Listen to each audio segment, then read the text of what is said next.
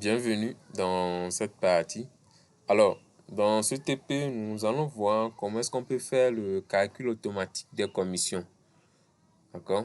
Nous allons voir comment est-ce qu'on peut réaliser ça dans notre tableur Excel. Toutefois, il y a certains qui le font de façon manuelle. Bref, chacun avec sa manie de faire au fait. D'accord? Mais nous, ce qui m'intéresse ici, nous allons voir comment est-ce qu'on peut appliquer ça, bien on peut réaliser ça dans notre tableur. Et nous allons voir l'intérêt de cette pratique au fait. Vous allez voir que le faire dans notre tableur va vous permettre de gagner en temps et vous aurez un aperçu plus clair de ce que vous faites comme tâche au fait, tout simplement.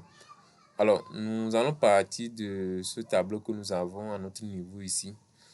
Supposons que vous avez votre structure, d'accord, et que votre structure est spécialisée dans la vente des produits et articles, d'accord, tout ce que vous voulez. Et vous avez recruté des commerciaux pour vous aider à vendre vos produits et articles, d'accord. Donc ça veut dire que en fonction de peut-être le chiffre d'affaires réalisé, vous avez une commission, d'accord.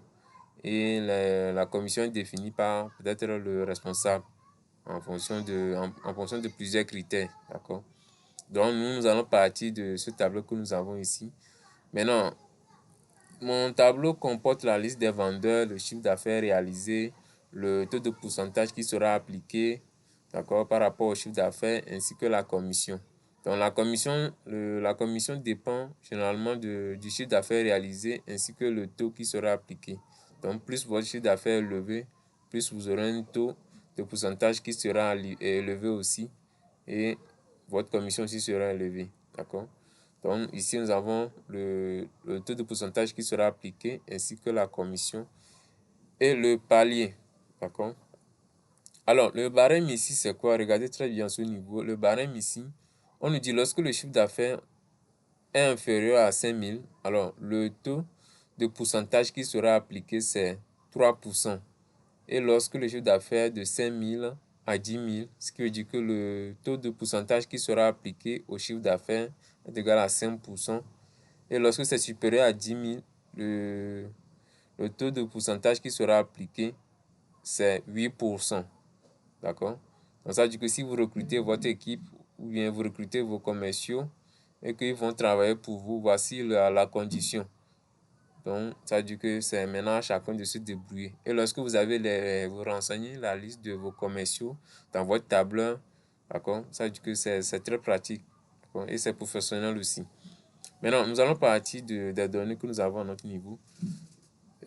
Pour ce qui est des données, les données sont facultatives. Vous pouvez renseigner ce que vous voulez, d'accord. Pour ce cas, c'est juste un exemple pour pouvoir illustrer, d'accord. Maintenant, au niveau du palier, ici, on aimerait afficher le palier en fonction de ces barèmes-là. D'accord? Si c'est le chiffre d'affaires inférieur à 5 000, vous allez voir que le palier, c'est palier 1. D'accord? Ainsi de suite. Quand c'est 5 000 à 10 000, ça va nous afficher palier 2. Quand c'est supérieur à 10 000, le taux de pourcentage qui s'applique aussi, ça va nous afficher palier 3. Tout simplement. Alors ici, nous allons commencer par afficher le taux appliqué. Nous allons déterminer le taux appliqué par rapport au chiffre d'affaires. Donc pour ce faire, je viens sélectionner ma place de cellule et nous allons utiliser une fonction si, sauf que ça serait l'imbrication de la fonction si. D'accord? L'implication de la fonction si, regardez très bien. Alors, si le chiffre d'affaires est inférieur à 5 000, autrement dit la cellule B5, si cette cellule 1, on prend toujours la première cellule. Si cette cellule est inférieure à 5 000, regardez très bien. Alors, la valeur si vrai, je fais mon point virgule. La valeur si vrai, c'est quoi? Un taux de pourcentage qui va s'appliquer, c'est 3%. Donc, je vais afficher, je vais écrire 3%. Vous avez vu? Maintenant, je fais mon point virgule. Maintenant, toujours l'imbrication je vais faire appel à la fonction si, toujours. Maintenant, si le chiffre d'affaires, autrement dit la cellule B5, cette cellule est inférieure ou égale, regardez très bien, si cette cellule est inférieure ou égale à 10 000, d'accord, la valeur si vraie, je fais mon point virgule, la valeur si vraie c'est quoi? Autrement dit, quand c'est inférieur ou égal à 10 000, ça veut dire que le taux de pourcentage qui va s'appliquer, c'est 5%. D'accord? C'est 5%. Au cas contraire, c'est 8%. D'accord? Donc, une fois que c'est bon, je ferme ma parenthèse et je fais un contrôle entrée pour dupliquer la formule dans les autres cellules. Et vous allez voir que ici, en fonction du prix, autrement dit pour le premier vendeur ici, vous avez vu que c'est 4200. Et le taux qui est appliqué, c'est 3%. Ici, vous allez voir, c'est 8700. D'accord? 8700 dépasse 5000. D'accord? Ça veut dire qu'on est à ce niveau. Vous allez voir que c'est 5% qui s'applique. Le taux de pourcentage qui s'applique, c'est 5%. Et ici, on dépasse 10 000. Vous allez voir qu'on est à ce niveau. Donc, le taux de pourcentage qui s'applique, c'est 8%. D'accord? Ainsi de suite. Ici, on n'atteint pas 10 000. Vous voyez? Donc, on est à 5%. Alors, vous avez vu ça? Donc, vous avez vu comment on a fait pour appliquer le taux de pourcentage. Maintenant, nous allons voir comment comment obtenir le résultat au niveau de la commission. Donc, en fonction de ce que vous avez vendu et du taux qui est appliqué, vous allez voir la commission que vous aurez. Donc, je sélectionne ma place de cellule. Je fais appel au signe égal. Et maintenant, nous allons faire quoi? Pour avoir la commission, nous allons faire le chiffre d'affaires fois le taux de pourcentage qui sera appliqué. D'accord? Donc, on a ceci. Maintenant, fois le taux appliqué. Je fais un contrôle entrée et là, j'ai le résultat qui s'affiche. Et vous voyez que automatiquement, j'ai le résultat de mes commissions en fonction de mon chiffre d'affaires. D'accord? Maintenant, on va voir comment est-ce qu'on peut afficher les paliers. D'accord? Donc, pour ce faire, je viens ici, je sélectionne ma place de cellule. Nous allons toujours utiliser l'implication de si. D'accord? Donc, je fais appel à la fonction si, tabulation.